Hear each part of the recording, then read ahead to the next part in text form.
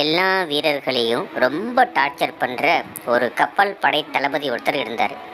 அவர் ஒரு நாள் கப்பலினுடைய மேற்பரப்பில் சென்று நல்லா ட்ரிங்க்ஸு தண்ணியை போட்டுக்கிட்டு அப்படியே இந்த பக்கம் அந்த பக்கமும் கப்பல் போயிட்டு இருக்கும்போது தள்ளாடிக்கிட்டே இருந்தார். திடீர்னு தலைக்குப்புற கடலுக்குள்ளே விழுந்தார். அவர் விழுகிறத பார்த்த ஒரு வீரன் என்ன பண்ணான்னா, கப்பலில் இருந்து அவனும் குதித்து அந்த படைத்தளபதியை காப்பாற்றி மேலே கொண்டு வந்து சேர்த்தான். எப்படியோ ரொம்ப கஷ்டப்பட்டான், ஆனால் மேலே கொண்டு வந்து சேர்த்துட்டான். உடனே அடுத்த நாள் அந்த படை தளபதி என்ன பண்ணார்னா, அந்த வீரனை கூப்பிட்டு பாராட்டி அந்த வீரன்கிட்ட வந்துட்டு சொன்னார், ரொம்ப தேங்க்ஸ்ப்பா, நீ இல்லைன்னா நான் இறந்துருப்பேன், என் உயிரையும் வந்துட்டு ரொம்ப காப்பாற்றி கொடுத்துருக்கேன், எனக்கு ரொம்ப நன்றி அப்படின்னு சொல்லி மட்டும் இல்லாமல் எல்லாரையும் அழைச்சி உனக்கு வந்து ஒரு பாராட்டு விழா வைக்கலான்ட்டு இருக்கிறேன் அப்படின்னாரு. அதுக்கு அந்த வீரன் சொன்னான், சார் அதெல்லாம் ஒன்று வேணாம் சார், நான் காப்பாற்றினேங்கிற விஷயத்த வெளியில் யார்கிட்டையுமே சொல்லிடாதீங்க சார் அப்படின்னா. ஏன்பா எவ்வளோ ஒரு காரியத்தை பண்ணியிருக்க, நீ யார்கிட்டையுமே சொல்ல வேணாம்னு சொல்கிற அப்படின்னு. நான் மட்டும் உங்களை காப்பாற்றினேன்னு தெரிஞ்சா என்னை நிஜமாலுமே கடலில் தூக்கி போட்டுருவாங்க சார் எல்லாம் ஒன்றும், அதனால் தயவு செஞ்சு வெளியில் சொல்லிடாதீங்க சார். ஒரு தீவிரவாதிங்க 4 பேர் ஒரு நாயை கூட்டிகிட்டு வராங்க. எதுக்குன்னா, ஒரு நகரத்தில் வெடிகுண்டு வைக்கிறதுக்காக வராங்க. அந்த சமயமாக பார்த்து ஒரு போலீஸ்காரன் வந்து அதை பார்த்துறான். பார்த்த உடனே இருந்த 4 பேருமே பதட்டத்தில் தங்க கொண்டு வந்திருந்த லக்கேஜ் எல்லாமே வச்சுட்டு அந்த நாயை விட்டுட்டு ஓடிட்டாங்க.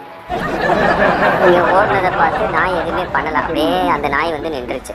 கடைசியாக வெடிகுண்டையும் அந்த நாயையும் வந்துட்டு கைப்பற்றினாங்க. போலீஸ்காரங்களுக்கே தெரியும் அது உயர் ரக நாய் அப்படின்றதுனால இந்த நாய்க்குன்னு ஒரு லாங்குவேஜ், அதாவது அந்த நாய்க்குன்னு ஒரு மொழி தெரியும் இல்லையா, அந்த மொழியில் பேசுனா தீவிரவாதிகளை பற்றின ஒரு க்ளூ கிடைக்குங்கிறதுக்காக முயற்சியில் ஈடுபடுறாங்க. அப்போ அதுக்காக ஒரு ப்ரொஃபஸரை வந்துட்டு வரவழைக்கிறாங்க. அந்த ப்ரொஃபஸருக்கு வந்துட்டு பார்த்தீங்க அப்படின்னா 60 மொழி தெரியும். இந்த 60 மொழி தெரிஞ்ச ப்ரொஃபஸர் கூப்பிட்டு நடந்த விஷயத்த சொல்கிறாங்க. ஐயா, இப்படி நடந்திருக்கு, இந்த நாய் தான் ஒரு க்ளூவாக எங்களுக்கு கிடச்சிருக்கு, அப்புறம் வெடிகுண்டு கிடச்சிருக்கு, இவ்வளோ தான், இதை வச்சு அந்த தீவிரவாதிகளை பிடிக்கணும் அப்படின்னு சொல்லிடுறாங்க. சரி, ஓகே அப்படின்னு சொல்லிட்டு அந்த ப்ரொஃபஸரும் நாய்கிட்ட பேச ஆரம்பிக்கிறார்.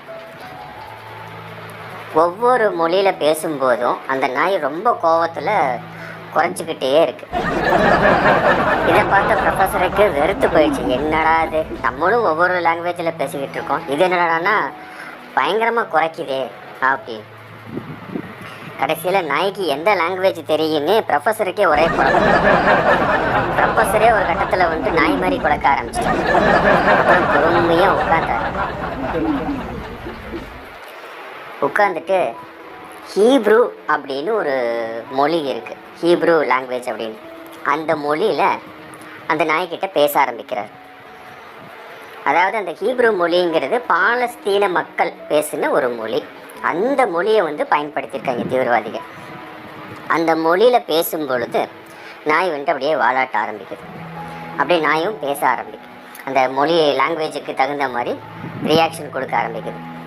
அப்போ அந்த நாய்கிட்ட வந்துட்டு அவர் கேட்குறாரு, நீ எங்கேருந்து வந்த, எப்படி அவங்கெல்லாம் இருக்கிறாங்கோ, உன்னை வளர்த்துனவங்களாம் எங்கே இருக்கிறாங்க, எங்கேருந்து வந்த அப்படின்னு சொல்லி கேட்க போகும்போது அந்த நாய் வந்து அந்த க்ளூ கொடுக்குது. அந்த க்ளூ கொடுக்க போகும்போது இவங்களும் அந்த க்ளூவை வச்சு கண்டுபிடிச்சி அந்த தீவிரவாதியை பிடிச்சிக்கிட்டாங்க.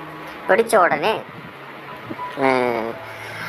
மிகப்பெரிய ஒரு சதித்திட்டமானது அம்பலமாயிடுச்சு.